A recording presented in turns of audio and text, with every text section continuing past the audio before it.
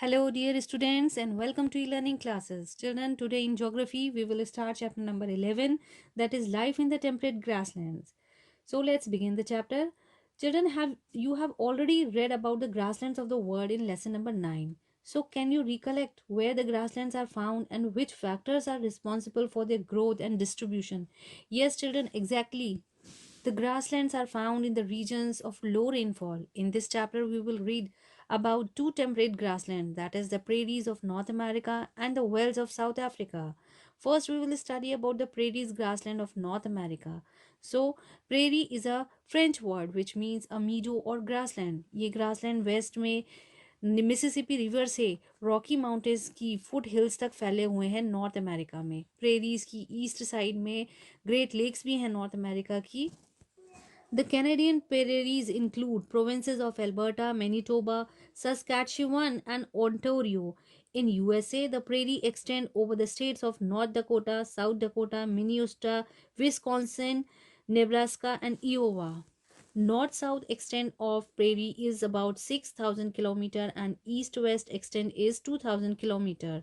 Prairies का east region flat है और वेस्ट में 500 मीटर की हाइट की उठी हुई लैंड है। प्रेरीज का नॉर्दर्न पार्ट जो है वो स्लोपी है जिसका स्लोप आर्कटिक ओशन की तरफ है और सदर्न पार्ट जो है वो गल्फ ऑफ मेक्सिको की तरफ झुका हुआ है। The prairies are mainly drained by Saskatchewan River in Canada and by Mississippi River and its tributaries in USA. Now let us see about the climatic conditions of prairies. Prairies grassland की location north America continent के interior में है.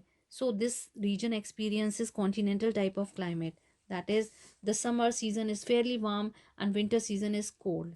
Children, north part में cold polar wind blow करती हैं, इसलिए winter में temperature below freezing point चला जाता है. विंड की वेलोसिटी हाई होती है क्योंकि यहाँ पर ट्रीज नहीं होते हैं. रॉकीज माउंटेन के ईस्टर्न स्लोप में चिनूक विंड ब्लो करती है और चिनूक जो है वो ड्राई और वार्म विंड है जो एकदम टेम्परेचर को इंक्रीज कर देती हैं, जिसकी वजह से विंटर्स में ग्रासलैंड पर बर्फ नहीं जमती है. विंटर मंथ में प्रेरीज का मेजर पार्ट स्नो कवर्ड रहता है. The average annual rainfall is about 50 centimeter and it falls mostly during the summer season. The amount of rainfall decreases from south to north and from east to west.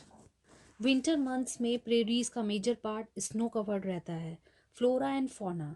Children, लंबे लंबे मैदानों में दूर दूर तक grasses grow करती हैं और इन ग्रासेस का ग्रोइंग सीजन रेनफॉल पर डिपेंड करता है क्योंकि इनकी रूट्स जो होती हैं वो ज़्यादा गहरी नहीं होती हैं, अंडरग्राउंड वाटर तक नहीं पहुंच पाती हैं. इन प्लेन्स में ट्री ग्रो नहीं करते हैं, लेकिन रिवर्स के पास, रिवर वैलीज के पास कुछ वाटर जब होता है प्रेजेंट अबंडेंट होता है तो कुछ ट्रीज जैसे पॉपुलर विलो ग्रो करते हैं. इन मैदानों में ग्रासेस टॉल भी होती हैं और शॉर्ट भी होती हैं and that depends on amount of precipitation. Prairies region में यूरोपियन के आने से पहले बाइसन बाइसन अमेरिकन बफेलो होती हैं चिल्ड्रन, वहाँ पर बहुत सारी पाई जाती थी, बट यूरोपियन की एक्सेसिव हंटिंग की वजह से ये सब एक्सटिंक्ट हो गई हैं. यहाँ पर प्रेरी डॉग पॉपुलर एनिमल है. रैबिट, कॉयटिस और गोफर्स भी इंपॉर्टेंट एनिमल इस रीजन में हैं. People and their economic activities. यहाँ पर एग्रीकल्चर जो है वो मोस्ट इम्पॉर्टेंट ऑक्यूपेशन है. यहाँ की क्लाइमेट जो है और इन्वायरमेंट, नेचुरल इन्वायरमेंट ऐसा है जो फेवर करता है cultivation of large variety of crops such as oats, barley, rye and oil seed.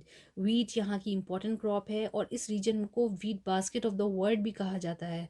Children, इस रीजन में बहुत सारे एडवांटेजेस हैं, like the rolling plains are well drained and suitable for mechanised large scale farming. The melting of snow due to the warm Chinook wind helps in providing moisture to the soil. The dark brown soil is full of humus and other organic matter. Prairies में बहुत